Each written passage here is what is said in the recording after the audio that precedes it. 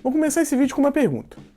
Como eu faria para unir chapas de aço para a montagem de um navio cargueiro de 35 metros de largura e 250 de comprimento, de forma que eu tenha uma assegurada estanqueidade?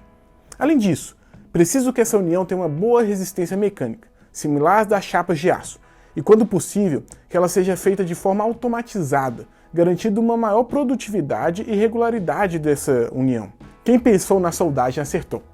Hoje vamos falar dos fundamentos da soldagem e ainda responder uma pergunta simples: por que no exército dificilmente a luz acaba? Olá pessoal, sou Leonardo, professor e engenheiro de materiais, e este é o From Metal to Now.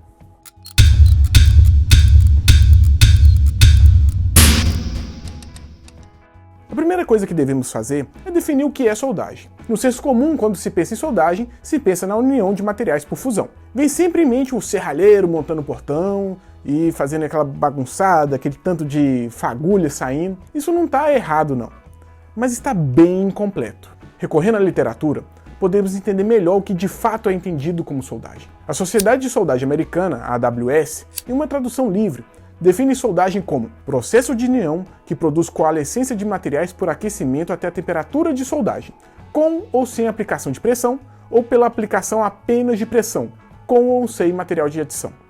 Essa definição é interessante, mas ela foca apenas no processo em si, e não nos aspectos metalúrgicos que são envolvidos. Outra possível definição é dada pela ISO 25901, que em uma tradução livre define soldagem como processo de união no qual duas ou mais partes são unidas, produzindo continuidade da natureza do material base através de calor ou pressão, ou ambos, com ou sem uso de material de adição. Ela ainda adiciona uma nota que completa: os processos de soldagem podem ser utilizados para recobrimento e refusão. Essa definição é um pouco mais completa, considera um pouquinho a questão metalúrgica, porque fala da continuidade produzida pelo processo, mas ainda assim é uma definição bem processual. E por último, no recomendadíssimo livro Soldagem, Fundamentos e Tecnologia, lá dos professores da UFMG, há uma definição de soldagem com viés menos de processo e mais metalúrgico. A soldagem é então definida como processo de união de materiais baseado no estabelecimento de forças de ligação química de natureza similar às atuantes no interior dos próprios materiais. Então note, apesar de ser mais fácil pensar em soldagem pelos processos, pelos aspectos metalúrgicos, importante para que haja solda é que a mesma ligação química que há internamente numa peça seja promovida na interface com outra peça também. Mas para entendermos isso plenamente, temos que pensar na natureza das ligações. Por que os átomos, íons ou moléculas ficam coesos na forma de um material? Isso ocorre em decorrência das ligações químicas. Inclusive, no vídeo de classificação dos materiais, fala um pouco sobre ligações iônicas, covalentes e metálicas. Vale a pena assistir. Mas o interessante é entender que, por exemplo, no metal, as forças atuantes fazem com que os átomos do interior estejam numa posição energética bastante favorável. Olha esse gráfico. Ele mostra a energia potencial em função da distância entre dois átomos.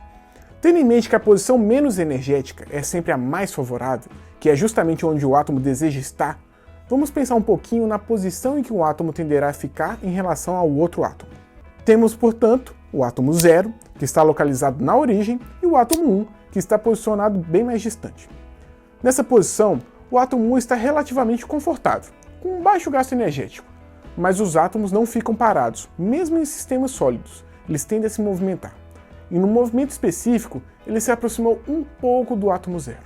Nessa nova posição alcançada, ele está bem mais confortável que na posição anterior, gastando bem menos energia.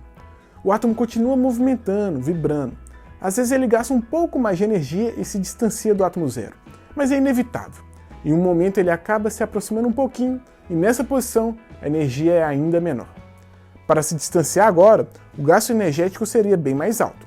Então a tendência é muito grande que ele se movimente até distâncias cada vez menos energéticas, ou seja, cada vez mais próximas ao átomo 0, até que ele alcance uma posição específica que é de menor energia possível, e ali ele fica.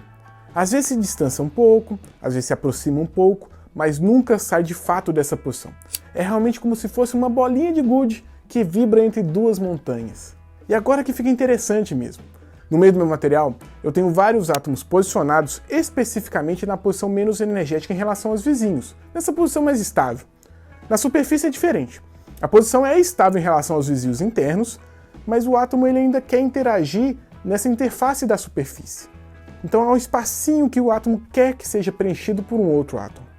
Sendo assim, dá para pensar que para fazer a ligação química entre duas peças de mesmo material, basta aproximar essas peças, porque os átomos da superfície que querem interagir com outros átomos, eles serão aproximados, caindo nessa posição menos energética. E notem, por ser do mesmo material, necessariamente a ligação feita vai ser similar ou até igual à que já existe no interior dessa peça. Nesse caso, eu estaria fazendo uma soldagem. Mas é real isso? É possível aproximar duas peças distintas e, dada essa aproximação, fazer com que os átomos liguem quimicamente, ficando numa posição mais estável? É possível aproximar peças e soldar?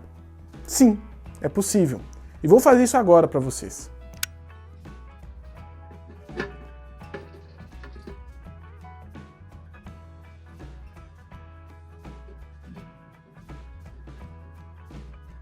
O fundamento da soldagem foi atendido.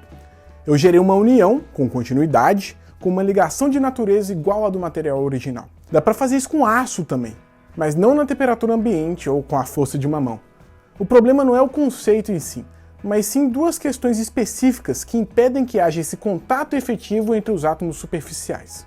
A primeira é que, por mais bem trabalhada que seja a superfície de um material, retificado e polido na NASA, há sempre uma rugosidade superficial. Às vezes até em escala nanométrica, mas ainda assim impede um contato efetivo entre os átomos. A segunda questão ela é baseada justamente no fundamento passado hoje. O átomo da superfície quer se ligar a outro átomo. Se não há um de mesma natureza, ele se combina com outro. Desse modo, além da rugosidade, as superfícies dos materiais tendem a ter óxidos, gorduras, poeiras, entre outros contaminantes. Manter uma superfície perfeitamente limpa é improvável, especialmente em alguns metais que têm grande tendência à oxidação, o que torna essa soldagem pela aproximação simples entre dois materiais ainda mais impraticável. Mas essa soldagem por aproximação é feita, e não é de hoje. Passada por essa questão metalúrgica, ou até química da soldagem, que fala das ligações atômicas, agora resta para a gente entender essa outra parte da definição, que é por seus processos. Como que eu faço para promover efetivamente esse contato da superfície dos materiais? Primeiramente, ele pode ser feito por pressão, com ou sem a ajuda de calor. Nesse caso, forçamos a aproximação dos átomos da superfície, muitas vezes até amarretada mesmo. Muitos cuteleiros já fizeram uma soldagem por forjamento. A ideia é que, mediante a aplicação de pressão, as camadas de impurezas sejam quebradas, assim como as superfícies sejam deformadas o suficiente para possibilitar o contato efetivo entre os materiais. Soldagem nessa categoria é feita desde a Idade do Bronze.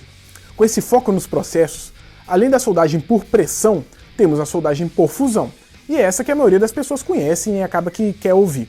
Na fusão a ideia é bem mais simples. Ao invés de forçar a aproximação atômica, é promovida uma fusão localizada na interface das peças, propiciando uma mistura e, após a solidificação, a união das peças como uma entidade única, com continuidade de ligações químicas da mesma natureza do material original. Quando é feita a soldagem por fusão, é possível que seja utilizado também um material de adição, ou seja, além das peças que serão unidas, pode ser depositado na interface das peças um material extra, que facilita o preenchimento de vazios e que gera uma geometria local mais resistente. São diversos os tipos de soldagem que utilizam pressão ou fusão ou até ambos, além dos processos de brasagem e os correlatos de corte e aspersão térmica que eu nem cheguei a citar. Então temos material para diversos outros vídeos só na área de soldagem.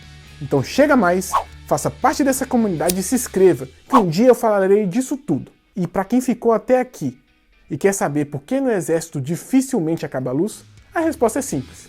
É porque todo cabo foi soldado primeiro. Curtiu? Então curta o vídeo também para mais piadinhas metalúrgicas. Mande seu comentário com dúvidas, sugestões e eventuais correções. Ficarei muito feliz em respondê-los. Então é isso, pessoal. Um grande abraço, até mais!